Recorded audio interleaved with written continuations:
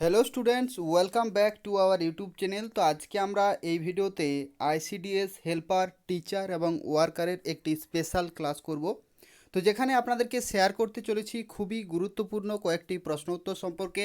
আপনারা ভিডিওটি স্কিপ না করে পুরোপুরি দেখতে থাকুন। আমি আপনাদেরকে অনেকগুলো ইনফরমেশন দিতে চলেছি এই ভিডিওতে। তো সবাইকে বারবার রিকোয়েস্ট করছি, যারা এখনও অবধি আমাদের চ্যানেলটি সাবস্ক্রাইব করেননি অবশ্যই আমাদের চ্যানেলটি সাবস্ক্রাইব করে পাশে থাকা বেল আইকনে ক্লিক করে দেবেন, যাতে যখনই আমরা নতুন ভিডিও আপলোড করব সঙ্গে সঙ্গে আপনাদের মোবাইলে নোটিফিকেশন চলে যাবে। তো দেখুন, আজকে যে প্রথম প্রশ্নটি আপনাদের জন্য নিয়ে এসেছি সেটি হলো, আপনারা দেখতে পাচ্ছেন, সবচেয়ে উৎকৃষ্ট আকরিক লোহার নাম কি? সবচেয়ে উৎকৃষ্ট আকরিক লোহার নাম কি? তো দেখতে পাচ্ছেন এখানে যে সঠিক উত্তর সেটা হচ্ছে ম্যাগনেটাইট। ঠিক আছে, এরপর আমরা পরবর্তী প্রশ্নে চলে যাব, যেখানে বলা হচ্ছে ভারতের দ্বিতীয় বৃহত্তম কয়লা খনি কোথায় আছে? ভারতের দ্বিতীয় বৃহত্তম কয়লা খনি কোথায় আছে? তো আপনারা দেখতে পাচ্ছেন এটার যে সঠিক উত্তর সেটা হচ্ছে রানীগঞ্জে। ঠিক আছে, এরপর চলুন পরবর্তী প্রশ্নে। ভারতের রুড় কাকে বলা হয়? তো দেখতে পাচ্ছেন এই প্রশ্নের যে সঠিক উত্তর সেটা হচ্ছে দুর্গাপুর। ভারতের রুড় অঞ্চল বলা হয় দুর্গাপুরকে। ঠিক আছে, এরপর আমরা পরবর্তী প্রশ্নে চলে যাব, যেখানে বলা হচ্ছে ভারতের পর্ণমোচী অরণ্যের অপর নাম কি? ভারতের পর্ণমোচী অরণ্যের অপর নাম কি? তো দেখতে পাচ্ছেন এই প্রশ্নের যে সঠিক উত্তর সেটা হচ্ছে মৌসুমী অরণ্য। ঠিক আছে, এরপর দেখুন আমরা পরবর্তী প্রশ্নে চলে যাব, যেখানে বলা হচ্ছে ভারতের বৃহত্তম তৈল শোধনাগার কোনটি? অর্থাৎ ভারতের বৃহত্তম তৈল শোধনাগার কোথায় রয়েছে সেটা আপনাদেরকে বলতে হবে।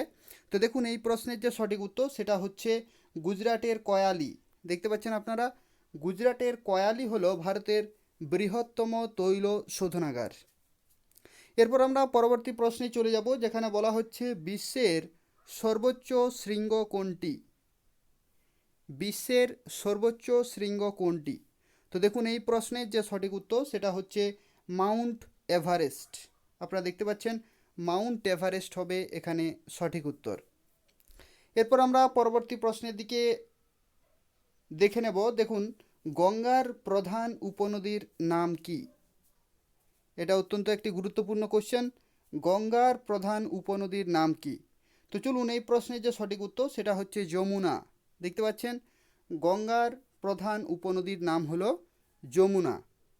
এরপর আমরা পরবর্তী প্রশ্নে চলে যাব, যেখানে বলা হচ্ছে ভারতের বৃহত্তম মানব পারমাণবিক বিদ্যুৎ কেন্দ্রটি কোথায় অবস্থিত?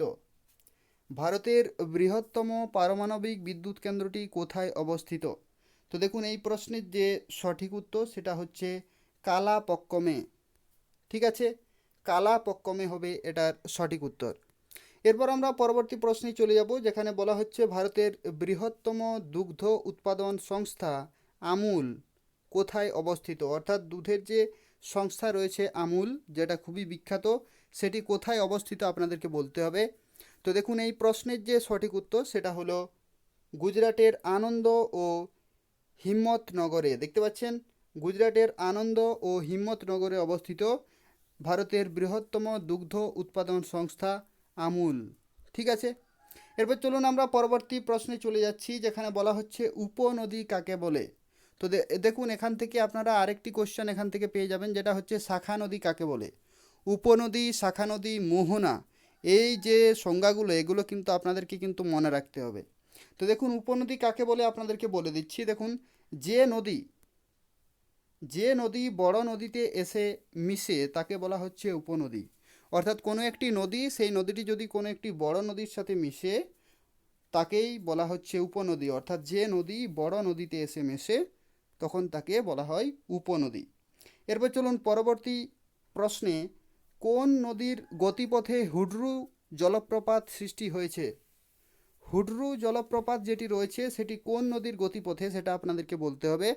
তো দেখুন এই প্রশ্নের যে সঠিক উত্তর সেটা হচ্ছে সুবর্ণরেখা। দেখতে পাচ্ছেন সুবর্ণরেখা নদীর গতিপথেই কিন্তু হুড্রু জলপ্রপাত সৃষ্টি হয়েছে। এরপর আমরা পরবর্তী প্রশ্নে চলে যাব, যেখানে বলা হচ্ছে সর্বাধিক কার্পাস তুলা উৎপাদক অঞ্চল কোনটি? সর্বাধিক কার্পাস তুলা উৎপাদন অঞ্চল কোনটি আপনাদেরকে বলতে হবে। তো দেখুন এই প্রশ্নের যে সঠিক উত্তর সেটা হলো কৃষ্ণ মৃত্তিকা অঞ্চল। দেখতে পাচ্ছেন কৃষ্ণ মৃত্তিকা অঞ্চল হচ্ছে এখানে সঠিক উত্তর। এরপর আমরা পরবর্তী প্রশ্নে চলে যাচ্ছি, যেখানে বলা হচ্ছে দেখুন শাখা নদী কাকে বলে। একটু আগেই আপনাদেরকে বললাম যে উপনদীর সাথে কিন্তু শাখা নদী আপনাদেরকে ভালোভাবে প্রিপেয়ার হতে হবে। শাখা নদী কাকে বলে, বদ্বীপ কাকে বলে, মোহনা কাকে বলে, এগুলো কিন্তু জানতে হবে। তো দেখুন শাখা নদী কাকে বলে, এটার যে সংজ্ঞা সেটা হচ্ছে মূল নদী থেকে যে নদী বেরিয়ে সাগরে বা উপসাগরে মেশে তাকে বলা হচ্ছে শাখা নদী। অর্থাৎ মূল নদী থেকে যদি একটি ছোট্ট নদী সেখান থেকে বেরিয়ে যায় তখন সেই নদীটিকে বলা হচ্ছে শাখা নদী। ঠিক আছে, এরপর চলুন পরবর্তী প্রশ্নে। নারকেল উৎপাদনে পৃথিবীতে ভারতের স্থান কোথায়? অর্থাৎ কততম স্থান অধিকার করেছে ভারত নারকেল উৎপাদনে? তো দেখুন এই প্রশ্নের যে সঠিক উত্তর সেটা হচ্ছে দ্বিতীয় স্থান, সেকেন্ড। ঠিক আছে, ভারত কিন্তু দ্বিতীয় স্থান অধিকার করেছে নারকেল উৎপাদনে।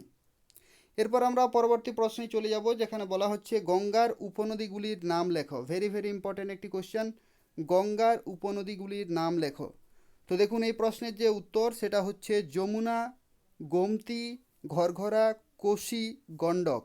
এগুলো কিন্তু হচ্ছে গঙ্গার প্রধান প্রধান উপনদী। এরপর দেখুন পরবর্তী প্রশ্নে, ভারতের কোন অঞ্চলে বছরে দুবার বৃষ্টিপাত হয়? ভারতের এমন একটি অঞ্চলের নাম বলতে হবে যেখানে কিন্তু বছরে দুইবার বৃষ্টিপাত হয়।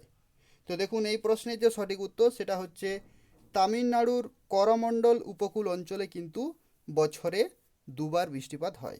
ঠিক আছে, এরপর আমরা পরবর্তী প্রশ্নে চলে যাচ্ছি। দেখুন মেঘালয় কথার অর্থ কী?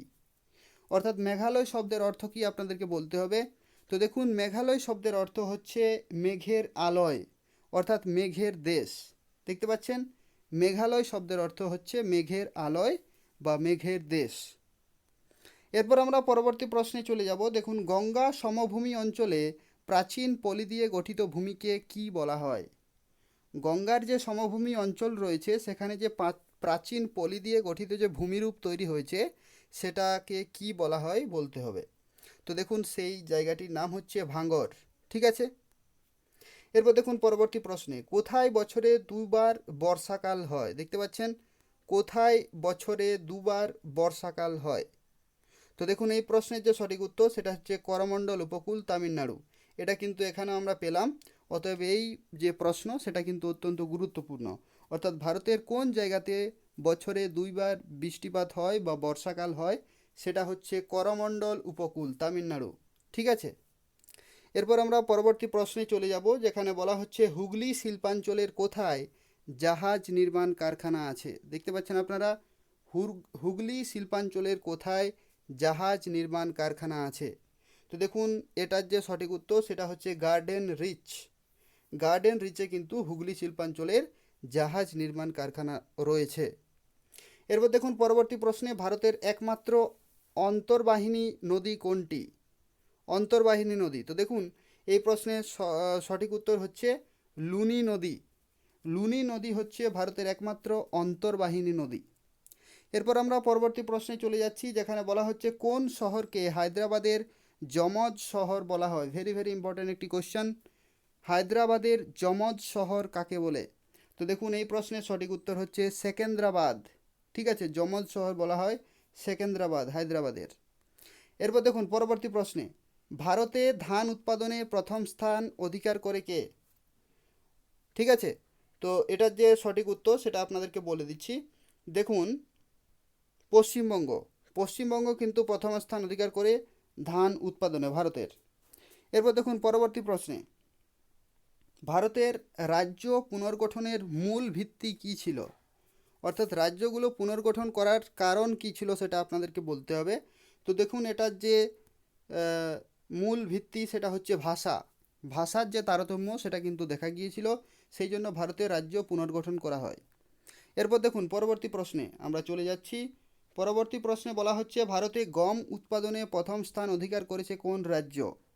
তো দেখুন এই প্রশ্নের সঠিক উত্তর হচ্ছে উত্তরপ্রদেশ। উত্তরপ্রদেশে কিন্তু গম উৎপাদনে প্রথম স্থান ভারতের। এরপর চলুন আমরা পরবর্তী প্রশ্নে চলে যাচ্ছি, যেখানে বলা হচ্ছে ভারতের ২৬তম অঙ্গরাজ্য কোনটি?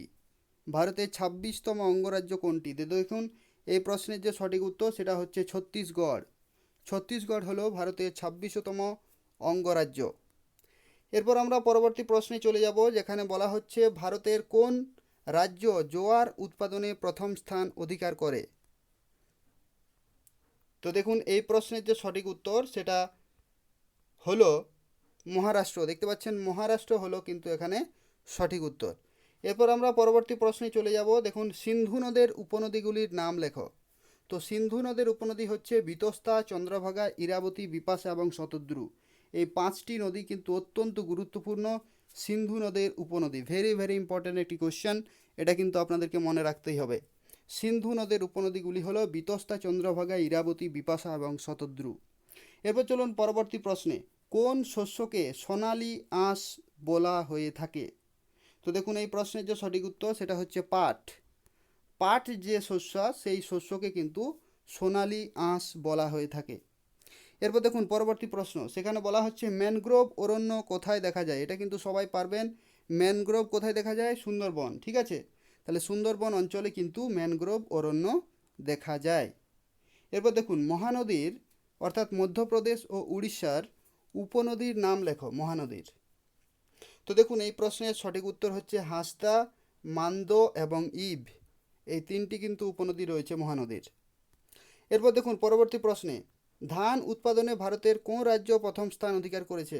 ঠিক আছে, এটা হচ্ছে পশ্চিমবঙ্গ। এটা কিন্তু আমরা আরেকবার পেলাম। এরপর দেখুন ভারতের ধান গবেষণা কেন্দ্রটি কোথায় অবস্থিত। ভেরি ভেরি ইম্পর্টেন্ট একটি কোশ্চেন। ভারতের ধান গবেষণা কেন্দ্রটি কোথায় অবস্থিত। তো দেখুন এটা হচ্ছে উড়িষ্যার কটকে। উড়িষ্যার কটকে কিন্তু ভারতের ধান গবেষণা কেন্দ্রটি রয়েছে। ভেরি ভেরি ইম্পর্টেন্ট একটি কোশ্চেন, এটা কিন্তু মনে রাখবেন আপনারা। এরপর দেখুন পরবর্তী প্রশ্নে, গোদাবরী নদীর উপনদীগুলির নাম লেখো। কোথায়? দক্ষিণ ভারতের।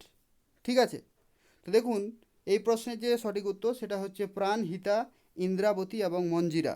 ঠিক আছে, তো স্টুডেন্টস আজকে আমরা এতগুলো কোশ্চেনই কিন্তু আপনাদেরকে শেয়ার করলাম, যেগুলো কিন্তু আইসিডিএস হেল্পার, ওয়ার্কার এবং টিচারের জন্য ভেরি ভেরি ইম্পর্ট্যান্ট। যারা সেই সব পোস্টের জন্য প্রিপারেশন নিচ্ছেন অবশ্যই আপনারা আপনাদের নোটসের খাতায় এই কোশ্চেনগুলো অ্যাড করে নেবেন। ধন্যবাদ।